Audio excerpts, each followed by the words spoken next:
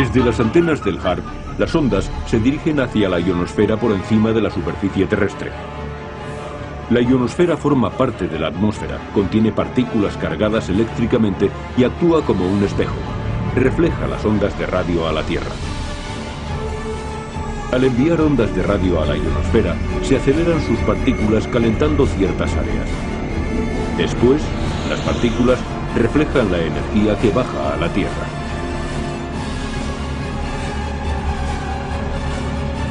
El HARP es tan potente que puede hacer que la ionosfera vibre en armonía con su señal. La señal de HARP se puede utilizar como un radar más allá del horizonte para detectar misiles y aviones hostiles. Para ello se usan dos sistemas diferentes. Uno crea un espejo de plasma y el otro reenvía la señal. Zap incoming missiles, disrupt global communications, and engineer the weather. What does HARP do? HARP is a large antenna where we beam radio frequency energy up into the upper atmosphere, and we create on a small scale what the sun normally does. HARP uses 1 billion watts beamed straight into the ionosphere for experiments. Picture these strings on the piano as layers of the earth. Each one has its own frequency. What we used to do is beam radio waves into the ground, and it would vibrate any strings that were present in the ground. We might get a sound back like, and we were able to identify each frequency. We accomplished this with just 30 watts of radio power. If you do this with 1 billion watts, the vibrations are so violent that the entire piano would shake. In fact, the whole house would shake. In fact, the vibrations could be so severe underground that could even cause an earthquake. And ready? There's one more. Some people believe the technology being tested here could be used for sinister projects involving humans. Radio waves messing around with people's brain waves. Mind control will be the ultimate non-lethal weapon. Same kind of signals in the same frequency range can affect human mood. The human brain operates on very low frequencies. For example, when we're thinking, actively, we're generating about 13, 14 cycles per second. When we're meditating, we're generating 8 cycles per second. And when we're asleep, the brain waves are running at about 4 cycles per second. And HARP is capable of generating all of these frequencies. These kinds of signals can control the human brain. And if you can control these frequencies and multiples of these frequencies and various combinations, you can control all kinds of emotions. You can generate happiness, you can generate sadness, you can generate any mood you want. I mean, you're talking about something that can be done with mind control, to where you can affect people's minds and they don't even know it. That's correct. And this is masses of people. Right. They can do it at a level where you could be walking down the street and you could get infiltrated with these sound waves and you wouldn't even know that they were hitting you. That's right. And there's two different ways. One would be transferring voice information, and the other would be just affecting you on an emotional level, which is much simpler, which is easily accomplished by HARP. Is there an example where HARP has actually been used in warfare? Yes. In the first Iraq War, there's evidence that HARP was used to irradiate the battlefield prior to the invasion from Kuwait. When the tanks rolled into the area, the troops piled out of the bunkers, not willing to give a fight. They gave up in mass. These were the Iraqi troops. And what exactly did HARP do to them? It can prevent you from sleeping. It creates anxiety. It can even upset your bowels, how they work. And if it's played just right, HARP can be tuned to a point where it makes the recipients so paranoid they begin to have visions like nightmares. So what are the real dangers of HARP? Picture a ground wire, like a long extension cord being stretched from the Earth up to the ionosphere, creating an ion path. If the power that's in the ionosphere discharged back down to the ground, it would be a lightning bolt of devastating proportions. What would that mean exactly? Picture 50 Mount St. Helens volcanoes going off every second for a minute. So the effects could be catastrophic. Absolutely.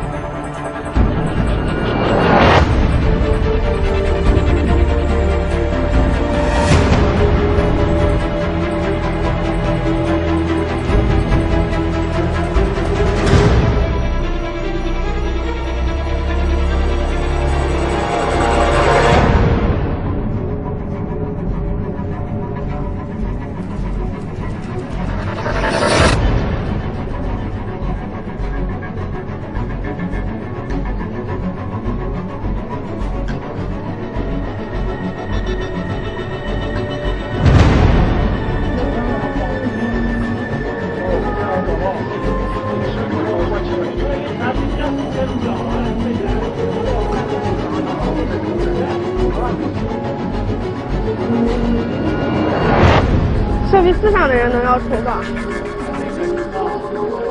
这东西是个方向问题，在其他方面看不到。有光线的折射嘛，太阳折射就是用在折射的太阳。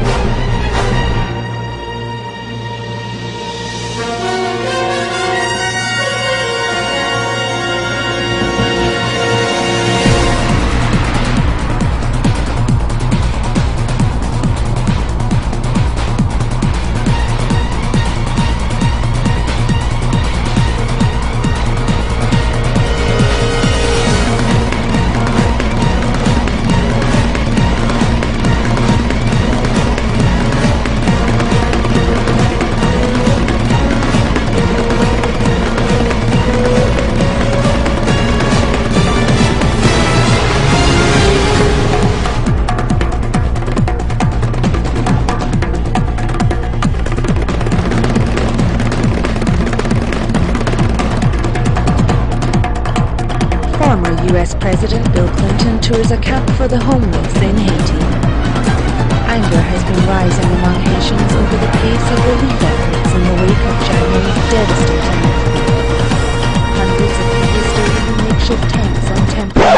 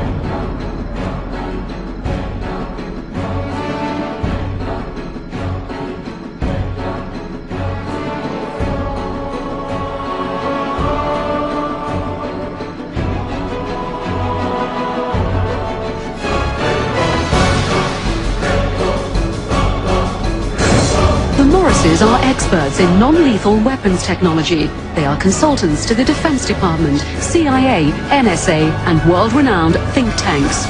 The technology necessary to project three-dimensional images to a point in space requires no new breakthroughs in science. We have the technology now. The specific system development we really can't talk about.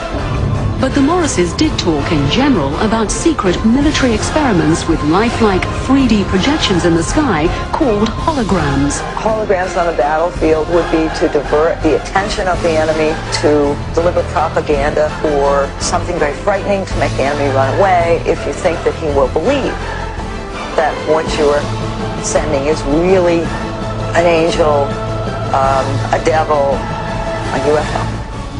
And where could this type of weaponry be tested? Perhaps not coincidentally, along the US-Mexico border at the Army's electronic proving ground in Fort Huachuca, Arizona. Keep in mind that test facilities like Fort Huachuca in Arizona are electrical optical test beds, and part of what they're testing are the effects of these electro-optical devices on a target population. And the target population may be us. America has to test American equipment in America.